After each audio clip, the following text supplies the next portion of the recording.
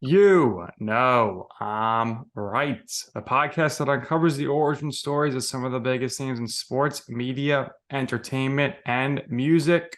Nick Durst here, along with Joe Calabrese. And Joe, we're excited for our guest today as it's an up and comer in the music industry, that's for sure. So we'll uncover that story shortly. Yeah, we love having future stars on with us. It seems like a lot of people that we have on with us eventually go on to bigger and better and brighter things. So we're very happy to have her on.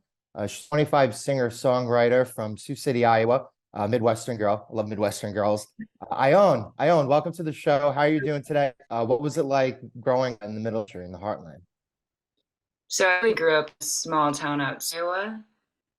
Just easier to say Sioux City, Iowa, because nobody's ever heard of Sergeant Bluff. But that's the town that I grew up in. It was like 4,000 people. So you kind of knew everybody. Everybody knew you. And especially if you're doing something like music, I feel like people knew about it because it's not the typical thing. Sure. When did you decide that you wanted to pursue a music career? I was like 11 when I got into theater. And from there, my parents were like, you're going to do the middle school talent show. You're going to sing a song for this talent show. And I really did not want to because I was super nervous.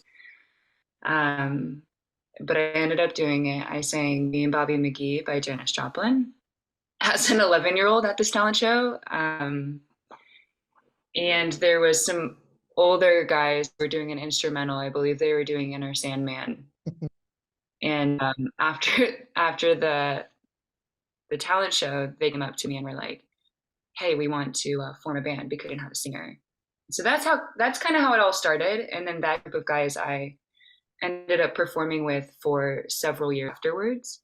But it's a very innocent group for sure. And I still play with one of the guys that I started with to this day. We've known each other for like 12, 13 years. So for your whole life, social media has been around. So what kind of impact has social media had for you on your career? Yeah, that's a great question. I remember getting an iPhone at like 15. So yes and no, social media has been around my whole life.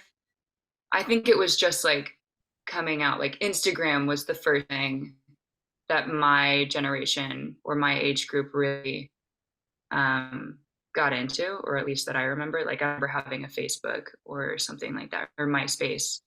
Like Instagram was the first thing. And it's had a big impact on my career. I would say more recently I've been getting into it and trying to more content and keep up with the like content train, and it can definitely be draining if you allow it to be. So I try to have fun with it. I don't think I'm an overly serious person, so I try to be as goofy and myself as possible and not portray something that doesn't feel authentic. That's a big thing for me. I think if you go down the path of like, I'm going to set expectations to be this, and it's all about how many likes you're getting or views and positive responses, you're already going to have maybe more of an internal struggle if that's like not coming to fruition. So how would you describe your musical style? I love this question. I would describe my musical style as like 60s, 70s rock. It has these disco and Western influences. And some of the songs are very like theatrical or thematic. So there's so many words that come to mind for me when somebody asks, like, how would you describe your music? And that's always an interesting question to me because I think anyone that's hearing my song or music is going to have a different response to that. I've gotten a lot recently with the single I just released, Ione. a lot of people have been comparing it to Fleetwood Mac and the Rolling Stones, which is like amazing. I couldn't I couldn't ask for a better comparison, in my opinion. Who are some of your other musical influences? Because you mentioned before you got your start by singing Janis Joplin, and everybody knows Janis Joplin has one of the more unique voices and original voices of any female in the history of music. But you cite the 60s, 70s, like classic rock sound, a little bit of disco. Obviously, you're only 25, so to be brought up on that kind of music, it's kind of a lost thing. So, who would you say some of your other influences are? Yeah, so my dad had this convertible growing up, and I just remember a lot of summers being spent driving around with him with the top down and listening to just when CDs were still a thing. And he had a CD player that you could keep like 5 CDs in there, so you just would like switch it around. Yeah, we listened to a lot of Led Zeppelin, Janis Joplin, the Rolling Stones, Fleetwood Mac. The Beatles were a huge thing for me. I loved the Beatles. It was actually my first concert I ever went to. I got to see Paul in Kansas City, and it was like I was absolutely mesmerized, mind blown from that experience. I think I left that concert being like, well, this is what I want to do, and just absolutely in awe. So we've had several musicians on with us before. Um, the music industry can be very rewarding, or not, depending on your perspective. We've had stories from people regarding with signing with the record label and the process that goes into it, and once you're signed with the label. So what was it like for you signing with the record label? Yeah, it was a big moment for me because I had not previously been signed with a record label, and I've been working very hard to find a team of people that I feel like um, make me feel comfortable more than anything. And that's not something that's easy to find, I think, in this business.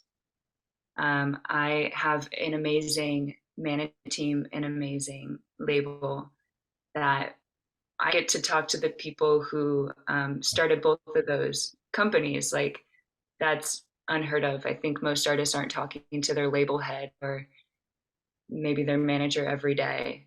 So I feel very fortunate in the team that I have with me right now. And when it comes to collaboration and that support system there, performing live, shooting music videos, etc., how have they been helpful for you? And what has the experience been like doing performances live and ultimately shooting those music videos and now having them on YouTube for the world to see? Yeah. So I have been performing since I've been pretty seriously performing since I've been like 14. And then I took a little bit of a break of it when I moved to Philadelphia. I lived in Philly for a few years and just focused on recording.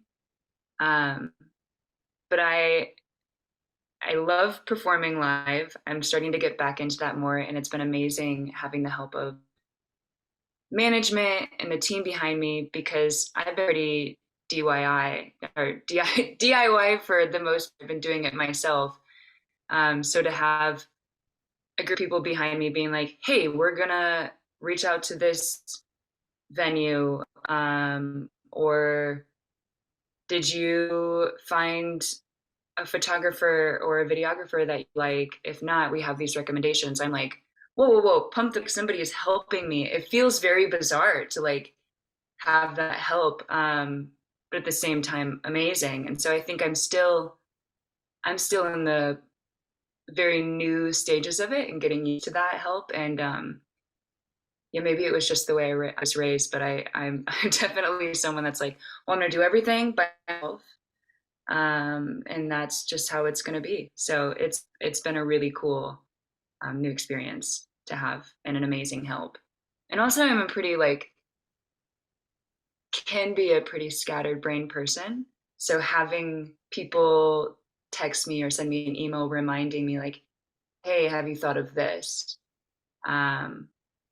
Just one thing I can do for my craft today. I'm like, oh, that's amazing. Yes, thank you. Yeah, it certainly helps to have people backing you and keeping you on track. And no one really has really ever done things alone and became massive successes. So it's good to have a nice team environment around you, family, friends, and a little help never hurts anybody, in my opinion. But for you, a big help had to have been recently. Bon Jovi endorses your song Ione on Instagram. What was your reaction to that? Well, I was on an airplane and we were about to take off, and the pilot comes on and is like, actually, we're having some technical difficulty. So I was like, I had never been so excited for technical difficulty in my life.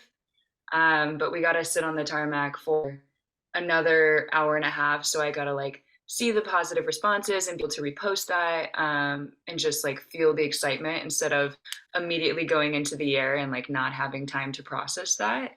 It was really, really cool. I was not expecting to be mentioned on the direct feed, Instagram and Facebook and Twitter. Um, John has an amazing team, and so it just felt very fortunate. Yeah, it was very cool to be mentioned by him and to have his support for Wayana. Did you see a increase in followers on Instagram after that? Yes, yeah, I did. John's fans are amazing, and so they like the people that followed me from that post have been nothing but kind and supportive and like DMing me or replying to different stories or posts that I make. They really are just like the most kind, supportive group of people. And I feel like if John is endorsing you, they're like, yes, love you. They believe in this man, rightfully so. He built an amazing career. Yeah, so it's been very cool to see just like the new fans coming in, and what better fans to name than John Bon Jovi's fans. I mean, I couldn't, yeah, ask for something cooler than that. Great. Awesome stuff so far. So, what would you say in your life or your career is your you know I'm right moment? What I mean by that is a time or place where you wanted to pursue something, you ask somebody for advice, they tell you that's a terrible idea, don't do that. And you say, you know what? I'm going to do it anyway. And ultimately, you will see why it is that I'm right. Yeah. I think that moment happened for me like 19. I have been working predominantly with men and older men throughout this music career, and that's just kind of how it goes. Um, I was working with somebody who had been in the business for more years than I had been alive, and we made an album together. And we got to the end of it, and I went, you know what? I don't think that this actually is reflective of me and myself as this or who I want to be. And that was a really scary moment for me, because I'm 19 and I don't want to lose maybe this opportunity or this person that I have a great relationship with in the studio. Conversation with him, I remember just being like, hey, I think like I would like to start this whole process over again. And miraculously, it went really great, and we still work together. And it was a pivotal moment for me because I went, wow, nobody's going to ever know me better than I know myself, and so I always have to advocate for myself and be willing to take rejection from people or have countering opinions to my own, and those things help you grow. But this was something that was just huge for me. And ever since then, I think I've been more confident in my decisions and who I am as a person and as an artist, and feel more comfortable having tough conversations. So yeah, I think that maybe was my moment. Stick up for yourself. You will be rewarded. Great advice. Two questions from me, and then we'll let you go. Number one, at your pinnacle, where you see yourself, months from now, years from now, who was one performer? Could be an individual, could be a group, band, right? That you would love the opportunity to work with in an ideal scenario. Mm. I love Sharon Van Etten. Do you know who that is? I do not. You'll have to look her up because she's an amazing artist. Or Miley Cyrus. Miley Cyrus is like my dream, crazy, like, oh, if I could work with Miley Cyrus, I'd be like, yeah, okay, I'm done. I don't have to do anything ever again. Goodbye. Goodbye, world. So maybe, yeah, Miley Cyrus is definitely a top one for me. She does a little collab with her godmother Dolly, and then you kind of just like Oh, show up on stage. come on. That would be amazing. Can we manage this? This is what we do, Nick, right? People come on, they give us their ideas, and we are the manifest. Speaking of manifesting, I am also the spiritual one of the two. I'm very into astrology and stuff like that. So last question from me, and then we'll let you go. What is your zodiac sign? Do you have a guess?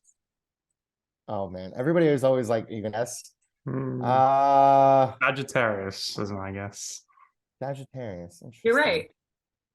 Wow. You were actually right. Good for you, Nick. Maybe you should be the one asking this question. Oh man. Wow. Anyway, but yeah, I think so. We've had a Sagittarius on with us in the past. I forgot who it was, but there's that optimism, right? I'm trying to think of the other qualities of Sagittarius. Obviously, you're a fire sign, but like I say this all the time. There are three types of signs. There's cardinal, there's fixed, and there's mutable. So mutable is kind of like to go with the flow of the energy, right? So Sagittarius very go with the flow. I get along really great, even though I'm a Cancer. Nick is a Gemini. So, but yeah, great guess, Nick. Yeah, I have a lot of Gemini friends and a lot of Cancer friends. But I love astrology. I think it's a great way to continue conversations or get to know more. And now you have two more, huh? Yeah. Yes, it is. It's a great tool and it's a great device. I study and I really study it, and I think it's very applicable. And a lot of people kind of read their horoscopes and kind of tend to shy away from the information that's packaged isn't really so great, not really too trustworthy. But again, I think there's utility in it, and I think it's accurate. So, but anyway, thank you for doing this with us. We really, really appreciate it. We had a lot of fun. We wish you the best of luck in your career thing moving forward. Hopefully we have you on again someday. And what we do here is we always give our guests the last word. So if there's anything you would like to share, if there's anything else you would like to promote for yourself, by all means, go ahead. Yeah, thank you guys so much for having me. I did release a single just a couple weeks ago, Ione. So I would say if you haven't heard or seen the music video, it's streamed on all platforms, and the music video is available to watch on YouTube. Great song. Me and Joe were listening before, and I think everyone should go check it out, right, Joe? Yeah, it's a great song. Thank you, guys. You're welcome. All right, so that's going to do it here for this episode of You Know I'm Right. For our very special guest, Ione, from my co-host, Joe Calabrese. I'm Nick Durst, and this has been You Know I'm Right.